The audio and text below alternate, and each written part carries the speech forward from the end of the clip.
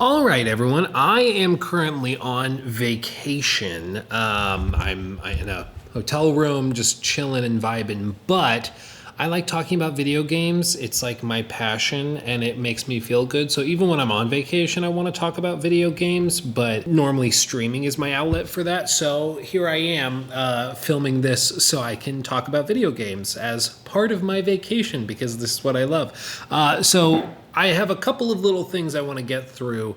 And the first one has to do with a game we've talked about a ton on the channel, which of course is Suicide Squad Kill the Justice League. And the announcement is that they are, as I predicted, ending support at the end of season 4. It's pretty straightforward. There's a post on the game's official website where they went through what they're doing for the final season. And I mean, it's pretty much exactly what you would expect. They are launching Deathstroke as a playable character. They will be enabling offline mode, which is something they said at launch they would be bringing by the end of the year. It looks like they'll actually deliver on that. And then they're bringing, of course, a new Elseworld, new gear, and other stuff they've done for previous seasons. The offline thing specifically will be coming on December 10th, meaning you don't need an online connection to play the game. You'll be able to play it. And that's really crucial for this because it means that the game will still be playable even after they shut the servers off in what looks to be January, which, I think is good. Whenever there's a game that launches and people play and then it's just abandoned, if it's always online, it means the game basically cannot be played. It's gone forever until somebody can jerry-rig some sort of like offline patch, to make it workable. And even then, that's pretty rare, if nigh impossible. So seeing this is good. I mean, I didn't think Suicide Squad was a good game. I thought it was quite bad, and I think it deserved the failure it got. But I wouldn't be happy if it just disappeared. Like even Concord, which was totally lackluster in every way, the fact that that game launched and within like 2 weeks, I think it was 11 days, it was just gone. Like even though that game is something we played a matter of months ago, it is gone. You cannot play it. Even if you have it installed, you cannot launch it. It's just dead because there was no offline functionality.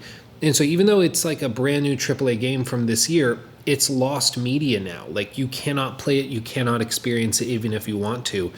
And that is crazy to me. So seeing them actually bring this, I think is a good thing. I appreciate that. They've stressed also that all purchased cosmetics will also be available offline.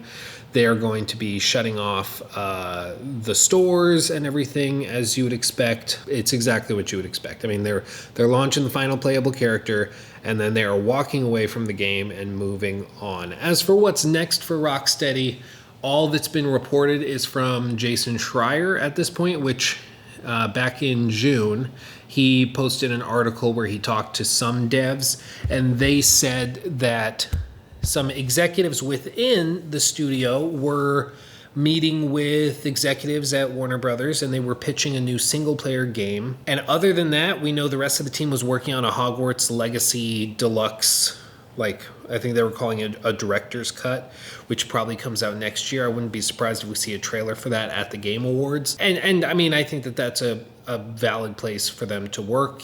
Clearly production value when it came to cinematics and character designs and stuff, they didn't struggle there with Suicide Squad. It was all direction. It was all like just the very concept didn't make sense and wasn't unique or fun or well executed. And the other piece of this that we've talked about before is the fact that Deathstroke is now coming to the game at season 4 when the game is already dead. Somebody commented on one of our YouTube videos about it, and it stuck with me. They're like, the old saying, save the best for when nobody cares.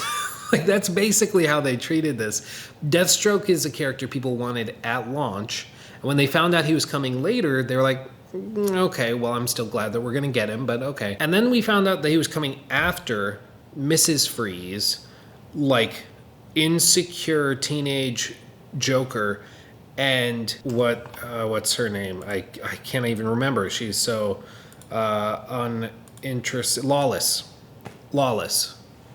Like one character they invented, Mrs. Freeze, The second one, Lawless, which I think was in comic books, but very, very niche. And they brought her to the game, and she's like a masterclass in totally uninteresting, cringe, like Gen X and Gen Zoomer, I guess, or Gen Z. I don't know. I'm old. I don't know what the terms are.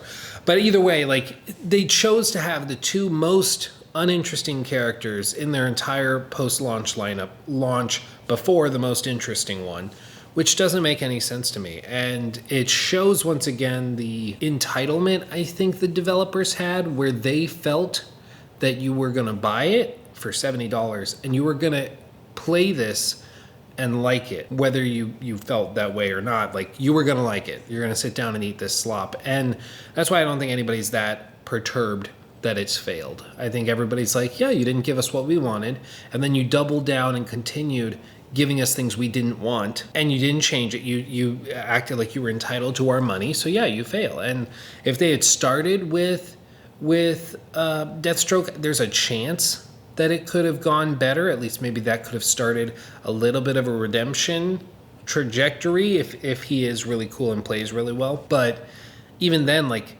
at the end of the day, Suicide Squad is just a 10-hour campaign that has about 2.5 hours, 3 hours of content that's just repeated through that campaign. And then they have cutscenes that are about 120 to 300 seconds, depending on the character, that play out for each of the playable characters that you unlock after grinding a new season of the same missions you've done before. And that's just not interesting when it comes to a live service game. I know there's 15 people out there that have probably got 2,000 hours in Suicide Squad, but you can't sustain a live service game on that. You need more casual players. You need players that want to, jump into this really hard at launch, or maybe they come back to it after a few months when a playable character comes that they're really interested in. That's how you do it. But instead, it's just been a masterclass in live service failure, and it's well deserved as far as I'm concerned. So I hope this failure was a massive wake-up call, and the studio kind of reassesses and reevaluates what they need to do and what their fans actually want. Because I think what 2024 has showed us, with many flops, and even last year and the year before, we've had plenty of flops, but the lesson at the core of all of this is that you have to give fans something they will like, and then they'll buy it. But if you try to force feed them stuff, they reject it wholeheartedly, and they will respond with disgust, as they should, when you're force-fed garbage. Because if somebody doesn't think this game looks good, but you keep telling them they should, or if they don't like Mrs. Freeze, something's wrong with them, or they're hateful or a grifter or whatever, like, yeah, you shouldn't be surprised when those people don't want to buy your game. Like, you badmouth your customers.